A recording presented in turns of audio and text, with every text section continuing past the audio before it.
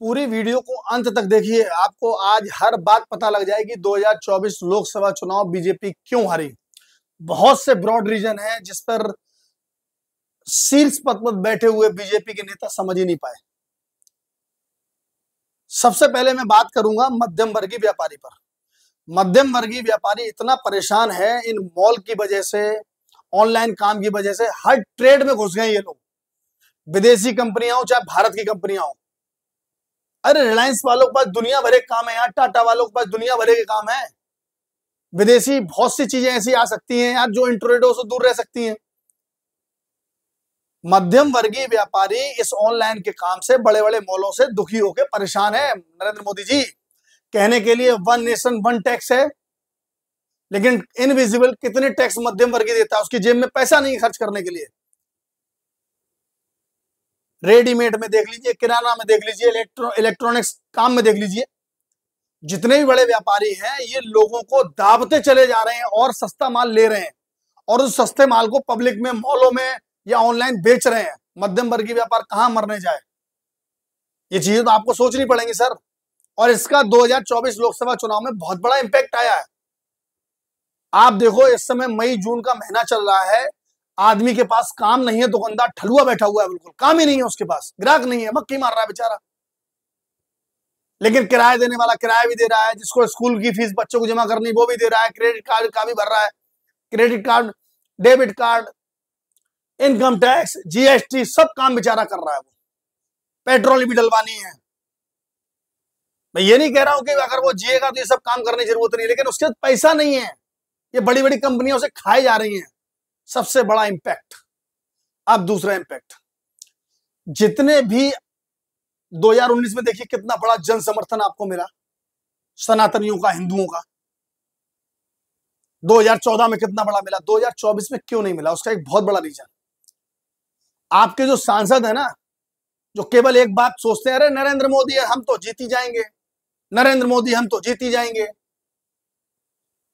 जितने भी सांसद आप उनसे बुला के पूछो कि कितने सांसद ऐसे हैं कि वोट मांगने के लिए जिन जिन गलियों में गए थे 5 साल तक वो जीत गए, मान लो उनको पब्लिक ने वोट भी दे दिया, जीत गए।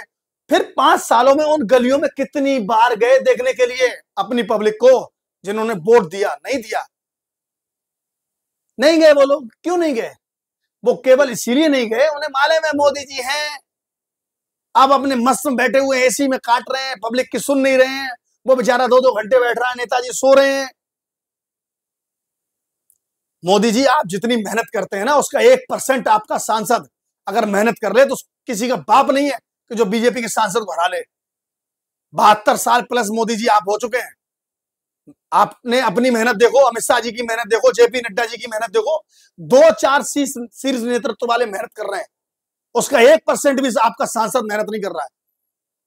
2014 में सनातन धर्म के ऊपर और नरेंद्र मोदी के चेहरे पर भयंकर सरकार बनी, बम्पर बहुमत मिला। 2019 में मोदी जी के फेस पे पूरा चुनाव हुआ, उससे ही बड़ा बम्पर मिला लोगों का रुझान, और आप जीत गए। 2024 में उसकी पॉकेट खाली पड़ी है मध्यम वर्ग की, जैसा कि मैंने आपको बताया कि मॉल वगैरह क्या कर रहे हैं, ऑनलाइन क्या कर रहा है। अब मुझे आप ये बताओ, किसी सांसद की अगर जरूरत हो, उसके एरिया में पब्लिक को कोई काम कराना हो अपने सांसद से, तो सांसद तो आराम से घूम रहा है, मस्त मौला घूम रहा है, उसे क्या जरूरत है? वो तो सांसद बन चुका है, करोड़ों रुपए आ रहे हैं उसके पास, इधर से उधर से। पब्लिक वाला बेचारा चक्कर लगा रहा है, वो मोदी जी के पास थोड़ा ना जाएगा काम कराने, उसे तो सांसद जी से ही काम कराना है भाई। और ये आपके सांसद भूल गए इस बात को, उसका फायदा अखिलेश जी ने और पार्टियों ने उठाया अन्य प्रदेशों में, इसीलिए आपकी सीटें नहीं आई। मैं सनातनी हूं, मेरे मुंह पे गुस्सा इसीलिए है कि मेरी बीजेपी की सीटें इतनी कम कैसे रह गई, क्योंकि मध्यम वर्ग ही परेशान है, सनातन धर्म वाले की जेब में पैसा नहीं है, क्योंकि ये सब ऑनलाइन वाले और ये सब मॉल वाले खाए जा रहे हैं उसको, ग्राहक नहीं है उसके पास।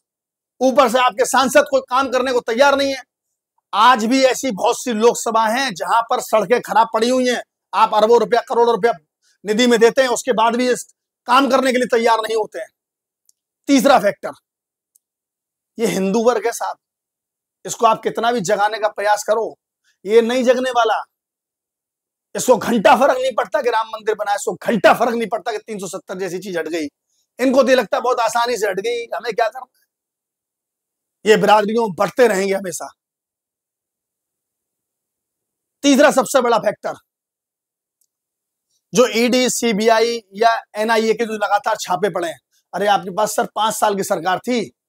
आजकल क्या होता है कि एंड टाइम पे जो काम हो रहा है लोग उसको देखते हैं। आपने 4 साल में कितने अच्छे काम किए, उन्हें कोई फर्क नहीं है, हिंदुओं को या जनता को कोई फर्क नहीं है। लास्ट के 1 साल में आप क्या काम कर रहे हैं वो हाईलाइट किया जाएगा।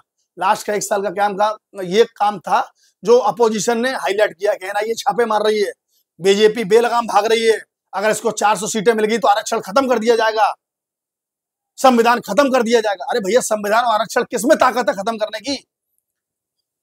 ये बात सही है, बीजेपी ने के लोगों ने, प्रवक्ताओं ने बताया कि आरक्षण खत्म नहीं होगा, उन्होंने ये भी बताया कि संविधान खत्म नहीं होगा, लेकिन अपोजिशन वाले मैनिपुलेट करने में इस बार आपसे आगे निकल गए, उनका एड ज्यादा हो गया। जो गांव का नेता होता है या जो गांव का जो वोटर होता है वो कम पढ़ा लिखा होता है, वो कहता है मेरे जो बड़े नेता ने बोला है वो सही बोल रहे हैं, संविधान खत्म हो जाएगा, वो सही बोल रहे हैं कि आरक्षण खत्म कर देंगे। राम मंदिर बनने पर हिंदू एकजुट नहीं हो पाए। अरे पहला इलेक्शन तो जिता देते मोदी जी को पूरा 100% करके, लेकिन मुस्लिम एक घाट उतर गया, उसने उसी पार्टी को वोट दिया उस राज्य में जो जिताऊ थी, जो बीजेपी को हरा सकती थी, क्योंकि उनकी मस्जिद चली गई। आप लोग समझ रहे हैं ना? मेरा गुस्सा केवल इस बात पे है कि नरेंद्र मोदी को सीटें 400 नहीं मिलती।